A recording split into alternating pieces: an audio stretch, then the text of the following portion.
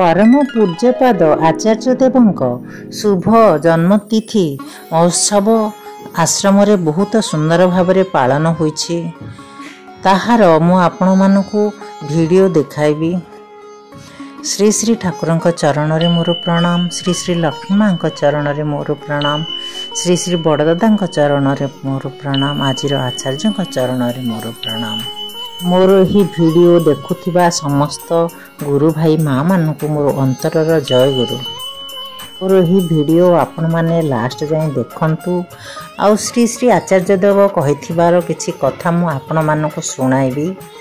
ताहा शुणिकी जीवन को भी धन्य करंतु। आउ जो माने सब्सक्राइब करना सब्सक्राइब करंतु, कमेंट रे जय गुरु लिखंतु।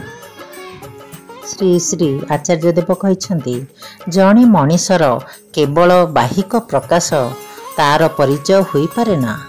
मोर बाहरर प्रकाशटा आउ अंदर महलर प्रकाशटा एकाकार कि ना सेईटा मिलाई देखि नियंतु मु किपरि मनीष। मोर पिलाटाकू कहिबाकू हेबनी मु ठाकुरंक मनीष कि ना। मोर आचरण देखि बुझी जीव ठाकुरंक मनीष किपरि हुए। मु भावे कि ठाकुरं को नहीं चेष्टा करे कि ना तांको पाई। मोर पिला तो ता देखु देखु शिखिबे। श्री श्री आचार्य देव कहउछंती, इंग्लैंड रु आसिछंती जणे मते पचारुछंती, दादा आपण केतेबेले निदर उठंती। मोर मने हेला मु केतेबेले उठे मु निजे कहिबी काहेकि मोर परिवार लोक माने तो एहार उत्तर देई पारंती। केवल निदर उठिबा ही नुहे, सारा दिन अंदर महल रे मु कौन कौन करे सेटा तो सेमाने ही सठिक कहिबे। जणे मनीषर केवल बाहिक प्रकाशटा तार परिचय होई पारे ना।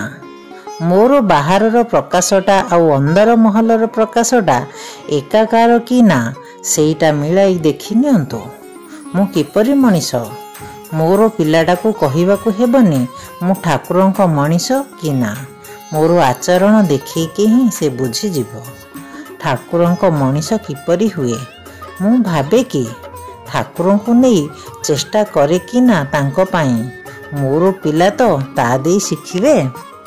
आउ जणे भेजाल मनीष जदि हुए दुनियार आउ केही न होउ। समस्तंको आगे तार निजर पिलाटार आखिरे ही से आखि मिलाइबाकू ताकू लाज लागिबो।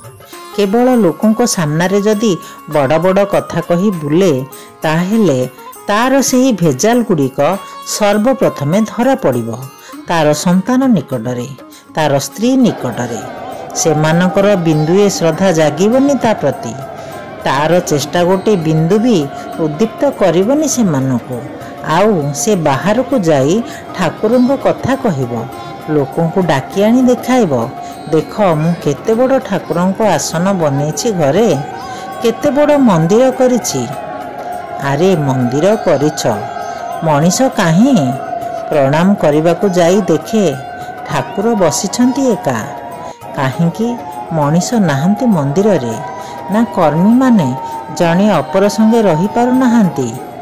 आरे किए का संगे रही पारुछि सेटा तो बड़ कथा नुहे। असल कथा तो ठाकुर मु तुम संगे रही पारुछि कि ना। जदि पारे ताहेले मुते काहेकि गोटे मंदिरर कर्ता हेबाकू हेबो, काहेकि निजर लोक बल प्रदर्शन करबाकू हेबो। मनीषर सबुठारु बड़ संपद तो तार व्यक्तित्व। आउ विश्वास जदि स्थिर थाए तेबे ही अछि सही व्यक्तित्व। इष्टार्थ परायणतारे जिद्दी जो माने एक सेमानंकर ही व्यक्तित्व अतुट थाए। जय गुरु। शुणिले तो बहुत सुंदर कथा दादा कहिछंती, जहा कि आम मानकू भी मनमोह एक हुई रहिले ही आमे ठाकुरंकर भक्त हिसाब रे लोक आमको जानी पारिबे, चिन्हि पारिबे। देखिले तो बहुत सुंदर, बहुत लोक ये आगमन होती आनंद बजार बहुत प्रसाद सेवन करुछंती। एबे मु रहुछि। जय गुरु।